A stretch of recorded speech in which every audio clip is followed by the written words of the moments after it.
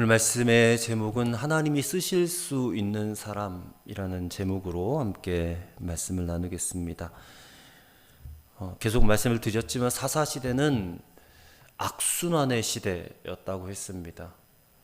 범죄하고 타락하여서 이방 민족들에게 지배를 받고 그 지배가 너무 고통스럽고 힘드니까 하나님께 부르짖으니까 하나님이 구원자를 사사를 보내셔서 그들을 구원하시고, 그래서 또 수십 년 동안 평안을 누리다가 또다시 범죄하고 타락하고, 이게 계속 7번 반복하는 악순환의 시대가 사사시대입니다. 그 악순환의 시대에 우리는 이 하나님의 구원자로 사용하셨던 사사들을 이제 한 사람씩 차례대로 만나게 될 것입니다. 근데 우리가 이 사람들과의 만남을 통해서 하나님이 과연 어떤 사람을 사용하시는가에 대한 답을 찾아야 합니다. 사사시대를 지나면 이제 왕정시대가 시작이 되는데, 이스라엘의 첫 번째 왕이 사울이지 않습니까? 이 사울이라는 사람은 외모가 굉장히 출중했던 사람이에요. 키도 엄청 크고 얼굴도 잘생겼고, 그러니까 누가 보더라도 왕 될 감이에요. 감. 네. 누가 보더라도 이 전쟁의 영웅이 될 수 있는 그런 사람입니다. 근데 사울이 왕이 되고 나서 다윗을 만나게 되고, 그 마음속에 깊은 어떤 그런 열등감과 또 비교의식으로 해서 점점점 망가지게 됩니다. 결국에는 처음에는 그렇게 하나님께 순종하고 자신을 겸손히 하던 사람이 점점 불순종의 길로 걸어가더니 나중에는 하나님을 떠나버리는 거예요. 하나님과 반대되는 길로 가니까 하나님께서 그의 외모를 버리셨다, 그런 말씀을 하십니다. 사실 처음부터 하나님께는 이 외모가 그렇게 중요한 것이 아닙니다. 이 외모라고 말하는 것은 얼굴의 생김을 말하는 게 아닙니다. 사람이 가지고 있는 능력, 또 어떤 체격, 물론 겉으로 보이는 모습들도 있겠지만 그 사람의 성품, 이런 것들이에요. 근데 그런 게 별로 중요한 게 아닙니다. 하나님의 유일하신 기준이 뭐냐면 그가 하나님을 얼마나 신뢰하느냐에 있는 겁니다. 하나님을 얼마나 신뢰하느냐. 그래서 우리는 이 사사로 세워지는 사람들에게서 다시 한번 하나님의 기준을 찾아봐야 돼요. 그리고 우리도 하나님께 쓰임 받을 수 있는 사람으로 준비되어야 한다. 이 교훈을 찾아야 된다는 것입니다. 자, 오늘 3장을 읽었는데 3장 1절부터 6절까지 말씀 보시면 하나님께서 이 가나안의 모든 전쟁을 알지 못한 이스라엘을 시험하려 하시며 가르치시려고 남겨두신 이방 민족들을 소개를 하고 있습니다. 누차 말씀을 드렸지만 이 사사기는 다 쫓아내지 못한, 다 멸하지 못했던 가나안의 족속들, 이 가나안 잔족들이 이 가나안에 들어온 이스라엘 백성들, 이들을 얼마나 흔들어 놓는지 하나님께서 그들의 믿음을 시험하려는 그런 의도였다고 했어요. 그게 사사기 2장 23절에도 그런 표현이 있지 않습니까? 2장 23절도 보시면 여호와께서 그 이방 민족들을 머물러 두사 그들을 속히 쫓아내지 아니하셨으며 여호수아의 손에 넘겨주지 아니하셨더라, 이렇게 말씀을 하고 있습니다. 근데 사실 일부러 하나님이 그렇게 하셨다라고 생각하지 않습니다. 표현은 그렇게 우리가 들리지만 일부러 그렇게 하신 게 아니고 사실은 이스라엘이 순종하지 않았기 때문에 이렇게 될 수밖에 없었다는 거예요. 자, 오늘 보면 2절도 보시면 이스라엘을 시험하려 하시며 이스라엘 자손의 세대 중에 아직 전쟁을 알지 못하는 자들에게 그것을 가르쳐 알게 하려 하사 남겨두신 이방 민족들은, 그러니까 이 표현도 보면 꼭 하나님이 일부러 그렇게 이스라엘 백성들을 테스트해 볼 목적으로 이것들을, 가나안 잡족들을 남겨두셨다라고 생각이 들지만 그게 아니라는 겁니다. 그러니까 하나님이 우리에게 또 이스라엘 백성들에게 올무를 놓고 이것들이 걸려드나 안 걸려드나 한번 시험해보자, 이런 게 아니라는 거예요. 그 시험을 제공하는 주된 원인은 하나님이 아니시다. 그럼 이런 시험의 주된 원인은 누굽니까? 어디까지나 이스라엘 백성들에게 있는 거예요.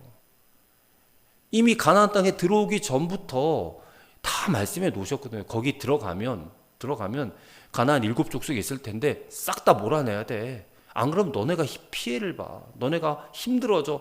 누차 여러 번 반복해서 순종할 것을 말씀하셨지만 이들이 거절했거든요. 들어와서 보니까 눈이 휘둥그레지는데,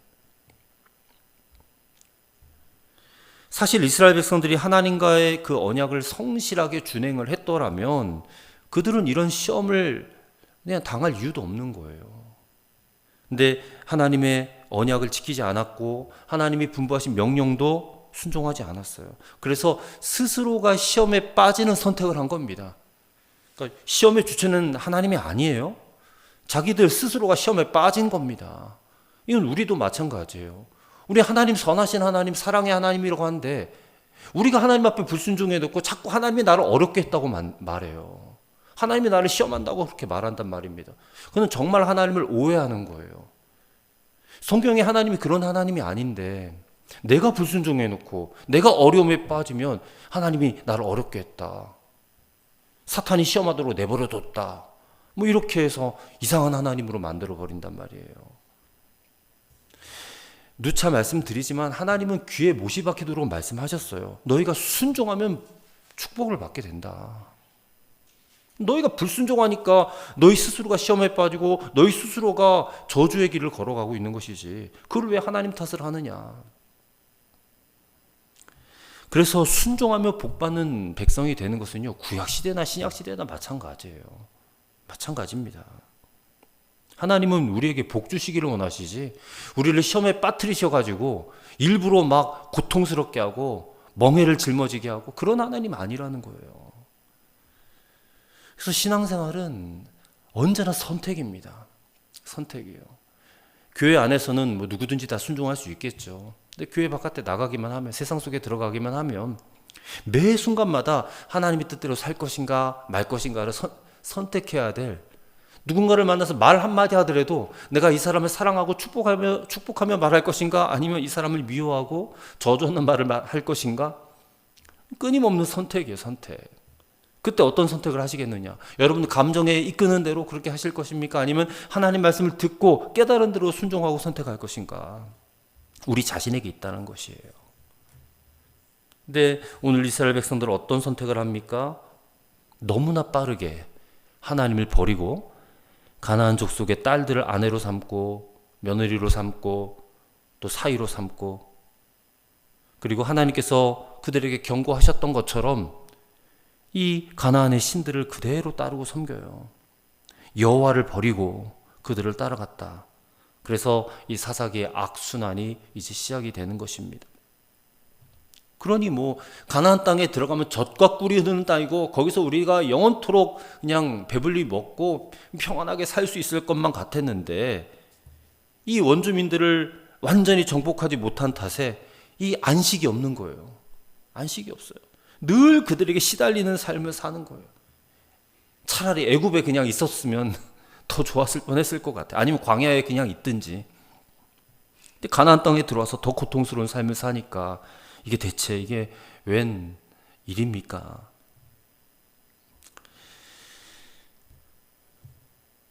그래서 가나안 땅을 대부분 차지했다고 해서 그들에게 참된 안식이 주어진 것이 아니다라는 그런 말이에요. 가나안 땅에 들어갔다고 해서 영원한 안식을 얻은 것도 아니에요. 가나안은 그들이 여전히 순종해야 될 땅이었고 믿음으로 싸워야 될 그런 땅이었어요. 전쟁터입니다. 전쟁터. 우리도 마찬가지예요. 이 세상에 우리가 살지만 이 세상 어느 곳에도 성도들은 참된 안식과 평안을 누릴 데가 없어요. 우리의 진정한 안식은 육적인 것이 아닙니다. 우리의 진정한 안식은 영적인 거예요. 영적인 것. 그래서 그 안식은 예수 그리스도로 인하여 비로소 우리에게 허락이 되어지는 것이죠. 그러나 이 영원하고 최종적인 안식은 우리가 이 땅에서, 이 세상에서 부단히 죄와 싸워 승리하는 삶을 살다가 이제 주님 앞에 부르심을 받는 그 날에 비로소 주어지는 것이에요. 따라서 이스라엘 백성들과 같이 오늘 우리가 살아가는 이 땅도 여전히 전쟁 중이에요. 이것을 절대로 잊지 마시기를 바랍니다. 그래서 저는 이 사사기의 역사가 계속 악순환이 되풀이 되는 게 우리 시대의 역사가 되지 않았으면 좋겠다. 그렇게 되기 위해서 우리가 늘 항상 깨어 있기를 원합니다. 하나님께서 주신 명령들, 말씀들 여러분 반드시 기억하고 그 말씀대로 순종하는 그런 아름다운 모습들이 우리에게 더 많아지기를 간절히 소망합니다. 자, 7절의 말씀을 보십시오.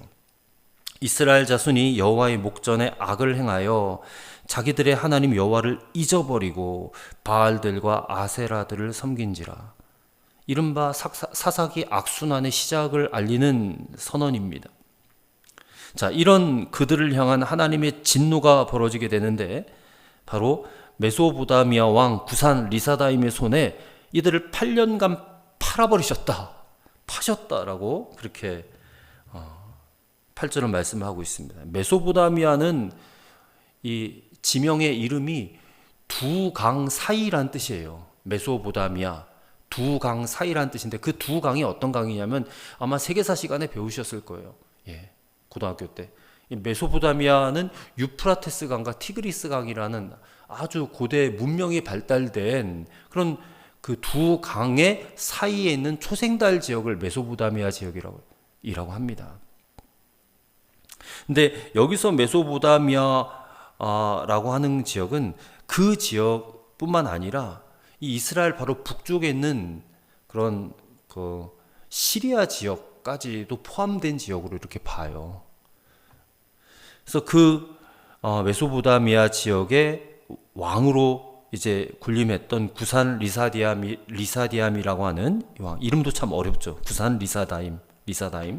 이 구산이라고 하는 이름은 창세기에 보면 바벨론의 첫 번째 왕 니무롯의 부친인 구스라는 이름에서 따온 것으로 알려졌어요. 구산 비슷하잖아요, 그렇죠? 그리고 리사다임이란 말은요, 사악하게 또 범죄 이런 뜻을 가진 그런 단어예요. 그래서 이 구산 리사다임을 이름을 합쳐보면 이런 뜻이 됩니다. 두 배나 사악한 구산이라는 뜻이에요. 두 배나 악한 구산, 그런 의미입니다. 그러니까 이 이름이 의미하는 것은 이 구산 리사다임이 얼마나 이스라엘 백성들을 압제하고 그들에게 고통을 주었는지를 짐작하게 돼요. 그 이름에서부터 그게 밝혀지게 되는 것입니다. 그래서 8년 동안 이 구산 리사다임에게 혹독한 압제와 고통을 받으면서 이스라엘 백성들이 견딜 수가 없는 거예요. 그래서 어떻게 합니까? 9절 이스라엘 자손이 여호와께 부르짖음해 그래요. 부르짖음해. 이 부르짖다라고 하는 히브리 말에 자크라는 말이 이게 극심한 고통 속에서 울부짖었다 이런 뜻입니다. 네, 극심한 고통 속에서 울부짖었다. 자, 이것은 이런 의미를 가져요. 그들이 하나님을 버리고 바알과 아세라를 섬겼다 그랬잖아요. 그들이 섬기고 있던 그 우상들이 이 악한 압제자에게서부터 자기들을 건져낼 수 없는 무능한 신들이라는 것을 비로소 깨달았다는 거예요. 이게 뭐 하루 이틀의 시간이 아니었을 것입니다. 자신들이 섬기던 바알과 아세라에게 빌 만큼 빌다가 이게 도저히 안 되니까 다시 하나님을 찾아야 되겠다. 이렇게 나온 거예요. 하나님은 그들을 다 살펴보고 계시지 않습니까? 그리고 그들의 이 부르짖음을 그냥 불쌍해서 견딜 수가 없는 거예요, 하나님이. 이게 그들의 진심은 아니었을 것이다 라고 분명히 알고 계셨겠지만 그래도 너무 그냥 울부짖으니까 너무 불쌍해 하셔가지고 응답을 하시는 거예요. 이 백성들이 이렇게 자기들이 섬기던 신들이 잘못되었다는 것을 그냥 영원히 깨달았다면, 그래서 다시는 이 우상들에게 안 돌아갔더라면 얼마나 좋았을까.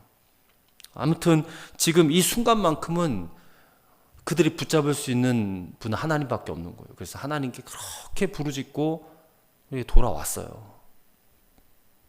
그래서 하나님이 그들에게 응답하셔서 한 구원자를 보내주시는데 그 구원자가 바로 사사 온니엘입니다. 온니엘. 이 온니엘은 이미 사사기 1장에서 나왔죠. 그리고 여호수아서 15장에도 나와 있습니다. 처음 등장했어요. 그는 유다 지파 사람이에요. 그리고 갈렙의 사위입니다. 사위. 오늘 본문에 갈렙의 아우였던 그나스의 아들 이렇게 소개하니까 갈렙의 조카이자 또 갈렙의 딸과 결혼한 갈렙의 사위가 됐어요. 그리고 헤브론과 드빌을 정복할 때 이미 믿음으로 그 전투에 임하고 승리했던 그런 사람이에요. 그리고 사사, 이 사사를 구원자라고 부른 것은요, 적들의 압제하에서 고통당하는 백성들을 그 고통 속에서 구해주는 일을 했기 때문에 구원자라고 말을 하는 겁니다. 이들이 구산 리사다임에게 신음한 시간이 8년이에요. 그리고 그 8년이라는 시간을 하나님이 허락하셨다고 했어요. 그들에게 파셨다. 하나님의 허용 가운데 있었다. 근데 그때 그 손에서부터 건져내기 위해서 처음으로 불러내신 사사가 바로 온니엘이에요. 그 온니엘에게 여호와의 영이 임하셨으므로 10절에 여호와의 영이 그에게 임하셨다 그래요. 여기서 여호와의 영이라는 것은 성령이죠. 성령. 근데 이 성령이 구약시대의 성령과 신약시대의 성령이 좀 달라요.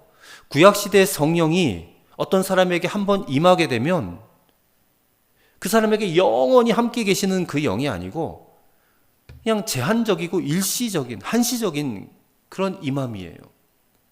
그래서 어떤 특정한 사람에게 특정한 어떤 하나님의 사역들을 하기 위해서 그 특정한 사람에게 임하셨다가 그 일이 완성되면 그냥 떠나시는 거예요.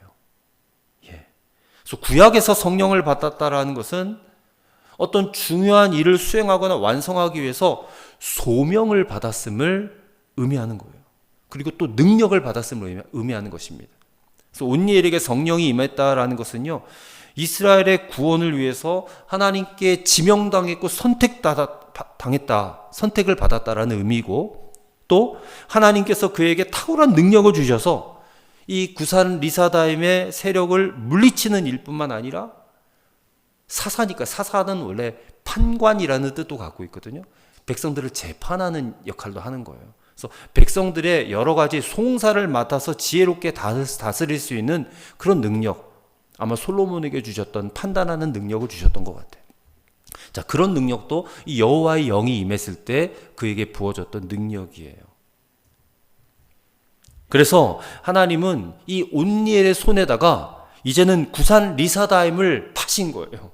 처음에는 구산 리사다임의 손에 이스라엘을 파셨는데 이제는 온니엘의 손에 구산 리사다임을 붙이셔서 파셨어요. 예. 그래서 이스라엘을 구원해 내셨다라는 겁니다. 그래서 온니엘이 사사가 돼서 무려 40년 동안 평화가 찾아왔어요. 이렇게 참 탁월한 사사가 있었을 때는 이스라엘이 평안했습니다. 자, 문제는 이 평안의 시기에 백성들이 다시 하나님을 찾아왔으니까 그 믿음을 잘 지키고 그 믿음대로 잘 살아내는 것이 그들의 과제 아니겠어요? 그래서 다시는 하나님이 그들을 징계하지 않도록 거룩한 삶을 살고 성결한 삶을 살고 그렇게 살아내야 마땅한 일 아니겠어요? 근데 40년 동안 이제 아무런 일도 없고 평화가 찾아오니까 그들은 또 어떻게 되겠습니까? 또 타락해요. 또 타락해요. 그래서 다음 주 읽겠지만 12절의 말씀 보세요. 이스라엘 자손이 또 여호와의 목전에 악을 행하니라 그래요. 40년 지나고 또 여호와의 목전에 악을 해요. 여기에 참 인간의 안타까움이 있는 겁니다.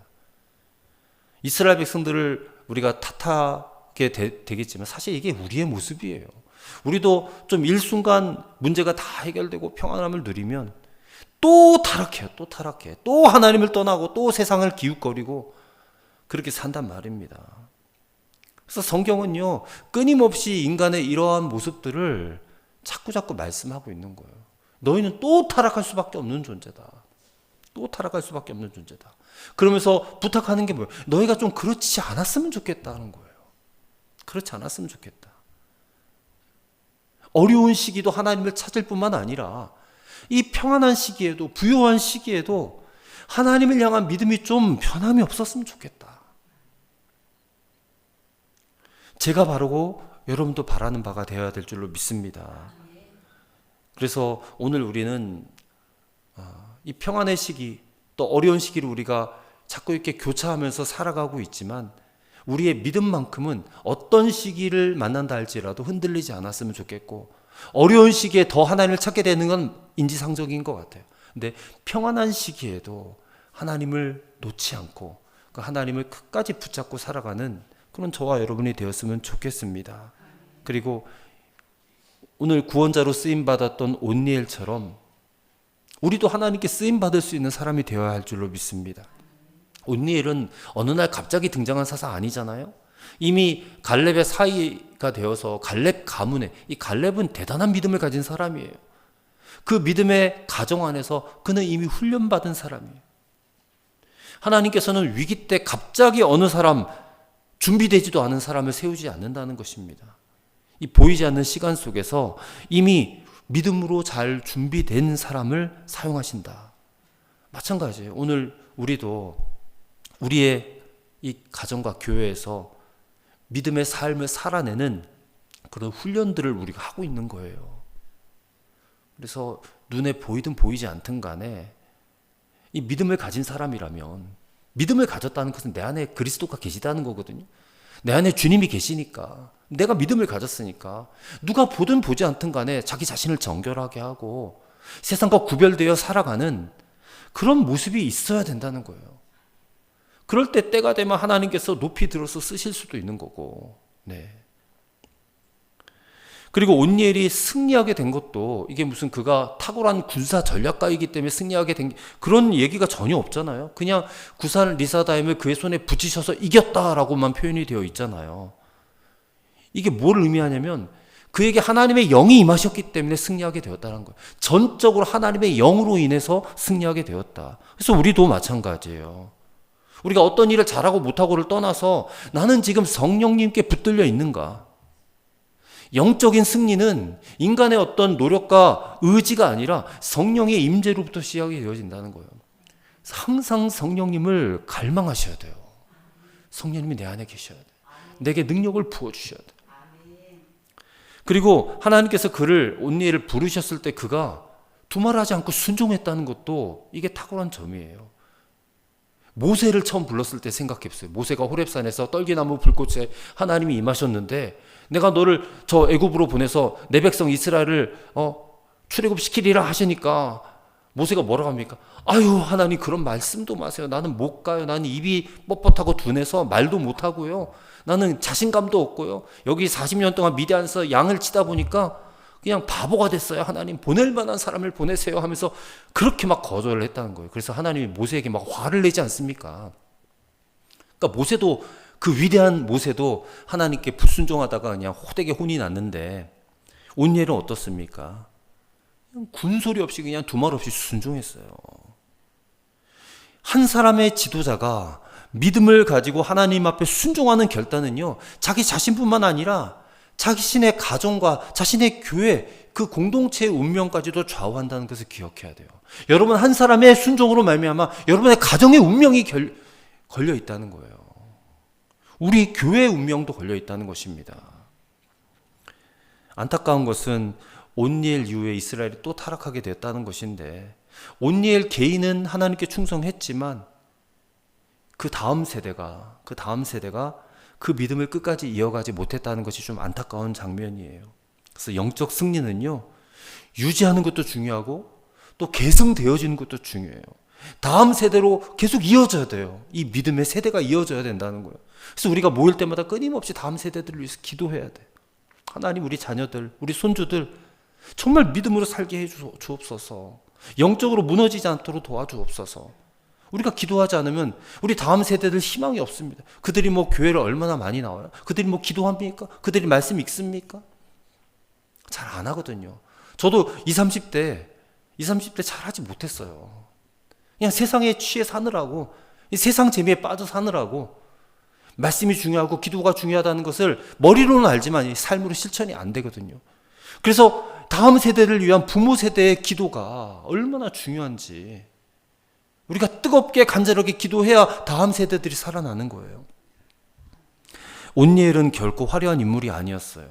그에 대한 이 말도 별로 길지도 않고 무슨 기적이 일어났다 이런 기록도 없어요. 하지만 그는 우리에게 이런 것들을 보여줍니다. 그는 훈련된 사람이었고 준비된 사람이었고 그리고 성령님께 붙들렸던 사람이었고 그리고 말없이 묵묵히 순종함으로 공동체를 살린 사람이었다. 하나님은 이런 사람을 사용하신다. 오늘 저와 여러분은 과연 이런 사람이 되어가는가? 이것을 오늘 생각하시고 오늘 하루를 살아가시면서 깊이 묵상하시는 그런 시간을 보내시기를 바랍니다. 우리 합심해서 함께 기도하겠습니다. 정말 고통의 시기에 하나님이 사용하셨던 온니엘처럼 하나님, 우리도 하나님께 쓰임받을 수 있는 그런 사람이 되기를 간절히 원합니다. 무슨 큰 능력이 있어서가 아니라 정말 주님의 성령에 붙들리기만 하면, 그리고 주님의 성령님께 쓰임받기만 하면 우리도 얼마든지 하나님이 쓰실 수 있는 그런 사람이 되는 줄로 믿습니다. 우리 함께 합심해서 통성으로 기도하겠습니다.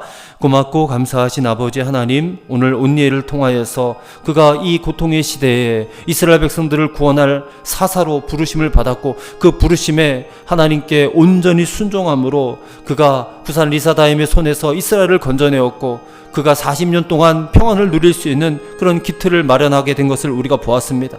우리도 사사 온니엘처럼 이렇게 잘 준비된 자가 되기 원하고 잘 훈련된 자가 되기를 바랍니다. 말씀과 기도로 훈련되게 하옵소서. 그리고 말씀과 기도로 더욱더 거룩하여지고 성결하게 되게 하여 주옵소서. 그리고 주의 성령님 우리를 붙들어 주옵소서. 성령께서 우리에게 임하실 때 우리에게 지혜가 임하고 우리에게 능력이 임하고, 그리고 그 성령님의 능력으로 우리의 모든 대적들, 우리의 모든 악의 세력들을 다 물리치고 정말 하나님의 영광이 깃든 우리의 가정과 우리의 삶을, 또 우리의 교회를 이루어가게 될 줄로 믿습니다. 하나님께 순종함으로 공동체를 살린 이 온니엘과 같이 우리도 하나님과 같이 쓰임받게 되기를 소망합니다. 하나님, 언제든 우리를 부르실 때 내가 여기 있사오니 주여 나를 사용하여 주옵소서라고 주님 앞에 언제든지 아멘으로 순종하며 나아가는 그런 주님의 손에 쓰임받을 수 있는 하나님의 백성, 하나님의 제자들, 하나님의 자녀들이 다 되어줄 수 있도록 인도하여 주옵소서. 오늘 우리에게 승리가 있게 될 줄로 믿습니다. 하나님, 성령께서 우리를 붙들어 주시는 줄로 믿습니다. 우리 안에 거하심으로 우리가 항상 성령님과 함께 동행하며 살기를 소망합니다. 그래서 우리의 삶의 자리에서 누가 보든 보지 않든 간에 항상 바른 길을 선택하고 옳은 길을 선택하고 의의 길을 선택하고 주님 가신 길을 선택하며 살아가는 우리의 삶이 되게 하옵소서. 우리의 말과 행실과 또 우리의 성품이 온전히 변화되어서 하나님이 정말로 들고 쓰실 수 있는 아름답고 거룩한 온니엘 같은 사람들이 될 수 있도록 인도하여 주시옵소서. 하나님 아버지, 믿음의 가문에서 훈련된 사람, 또 성령님께 붙들린 사람, 하나님께서 부르실 때에 두말 없이 순종함으로 공동체를 살려낸 사사 온니엘처럼 우리도 언제라도 하나님께서 쓰실 수 있는 사람으로 잘 준비되고 세워질 수 있게 인도하여 주옵소서. 우리 구주 예수님의 이름으로 기도하옵나이다. 아멘.